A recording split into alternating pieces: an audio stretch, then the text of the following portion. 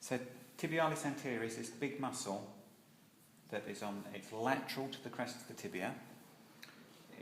It wraps over the crest of the tibia, it comes down and it attaches the medial cuneiform and the base of the first metatarsal.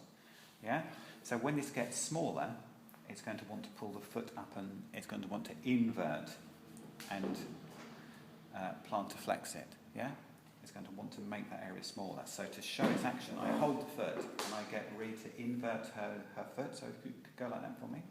And I hold her foot and this muscle here that comes down is tibialis anterior. Yeah? Can I just do it on this one? Can you, if I just get you to, sorry, can you relax for a moment? If I just, and do it again? Can you see this tendon here? This is tibialis anterior coming here. Mm-hmm. Because it wants to get smaller and pull her foot like that. Okay?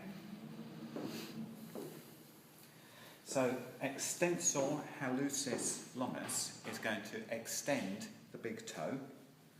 So in order to indicate that, if you get her to just pull up her big toe. So if you pull up your big toe, and can you see how there's another tendon here? This tendon running up here. Yes. This runs lateral to tibialis anterior. So tibialis anterior is the big one that runs down here, and then this next one is extensor hallucis longus. And really you can only trace that as far as the ankle, and then once again it's going to join up with lots of the other ones.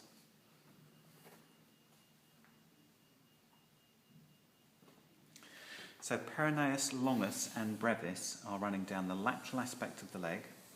They are going around the peroneal tubercle and they're coming down. I think they're going to the base of the fifth. Right, yes, to the base of the fifth metatarsal. So when these get smaller, so when these contract, they're going to want to pull the foot like that. Yeah, as they get smaller, they will pull the foot up like that. So in order to bring them into relief, I hold the person's foot and I breathe. Can you try and turn your foot? Can you see this tendon here? Mm-hmm. And it comes up, and can you see it there as well? Mm-hmm. That's peroneus. So peroneus longus and brevis, and they once again become kind of indefinable as soon as you get here, because they're joining lots of the other muscles. I think in the demo that I put on the Dropbox, they call them fibularis, which must be an Americanism. Yeah? But they're normally called peroneus. And once again, you just need to be able to, so if you can turn out your foot, turn it out, right, so you just need to be able to show me that you understand that it's that, it comes behind the lateral malleolus and goes up, but then it will join lots of the other muscles.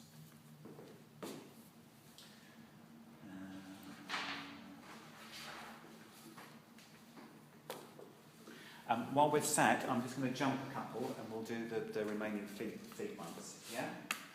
So flexor hallucis longus is going to flex the big toe, so it's going to want to pull the big toe down.